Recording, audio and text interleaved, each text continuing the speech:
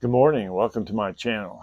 If you're new here, my name is Larry, and today we're going to talk about the senior citizens in your life. Now, we're going to go in the way back time machine today.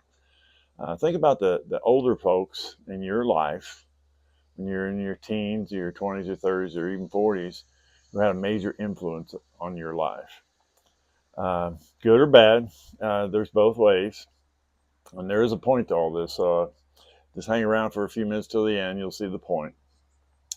First people that I can think of right offhand are my grandparents on one side of my family.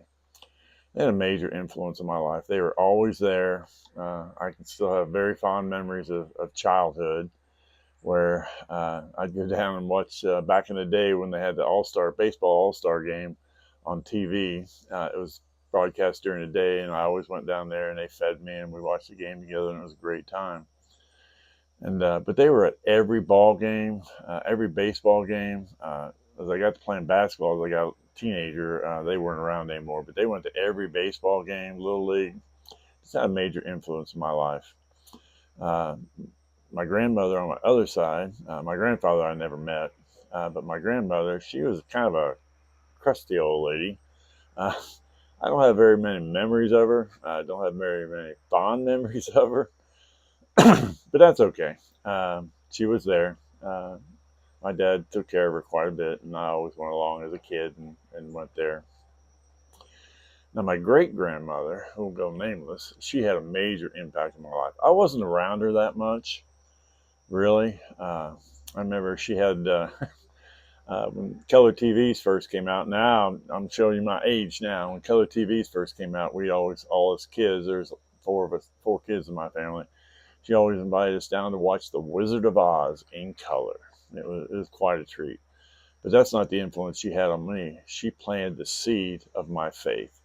I think she was the only Christian in the whole family, and she talked about it extensively. Not that I can remember those conversations, but she definitely planted the seed, had a major impact in my life.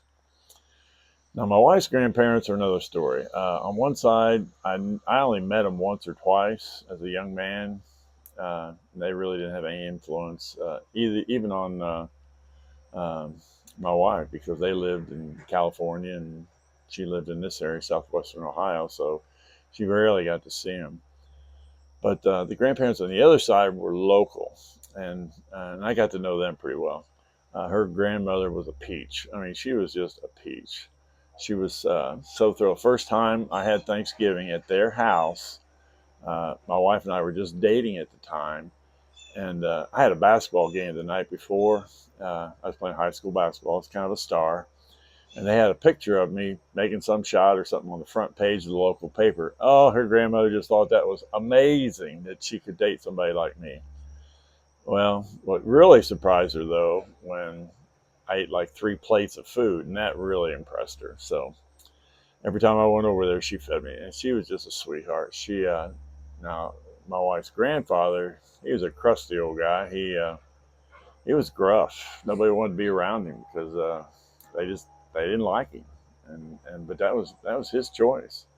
But her grandmother was a sweetheart, and she kind of controlled as they got older. As they got really old, he kind of had to do what she had to say, what she said, because he couldn't do anything physically. So you have good and bad there. But there was one gentleman at church that had a major impact in my life, and he'll go nameless. I remember. Now we're going way back. We're going back about 30 years, I guess. We were a very traditional church, standard non-denominational Christian church. We're still singing all the hymns at that point and blah, blah, blah. Had a very traditional service, and that was fine. That worked. And we're considering switching over to contemporary music. And now, this is a guy, I'd never seen him. I mean, the first 20 years I knew him, I never saw him without a three-piece suit on. He was as old school as you could get. Uh, he was an accountant when he worked. I only knew him once he retired, so. But he was old school. And when we were talking about contemporary music, he he wasn't really liking it. He listened a lot, and we were going back and forth. Should we? Shouldn't we? Blah blah blah. Anyway, the room got silent. We came to a pause, the pregnant pause, He says, well, he says, I don't really like, he said, I don't really like it, but if it'll bring people to the Lord, then I can certainly live with it.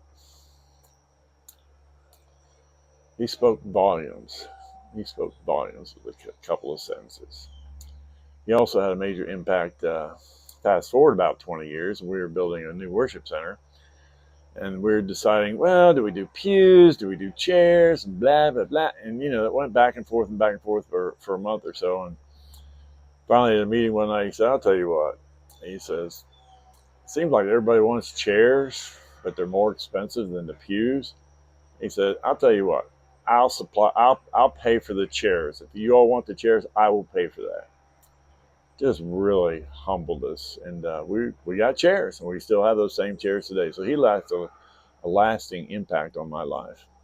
And then there were two little old ladies at church who will go nameless, just sweethearts. They were roommates. One was widowed at a very early age, and the other one never married. And prayer warriors. I mean, seriously, prayer warriors, and just a joy to be around. In their 80s, they went around knowing the kids' names in youth groups, because my wife and I were working with the students. They knew the kids' names in youth groups, and greeted them and encouraged them. Just very humbling experience. But the one little old lady, she always called me tall, dark, and handsome. Like, in case you can't tell, I'm tall, I'm not handsome, I'm not dark, but she always called me tall, dark, and handsome. And I did not find out until her funeral that she addressed every man that way. And I felt really silly after time. That was her thing, and that's what I remember her by. Anyway, that's all I got for now. I just wanted to get you thinking about how you want to be remembered, and it's totally your choice. You're creating that memory right now. It's totally your choice. Now, 100 years from now, it won't matter, but it will matter to the next generation. If you got anything out of this, like, share, subscribe.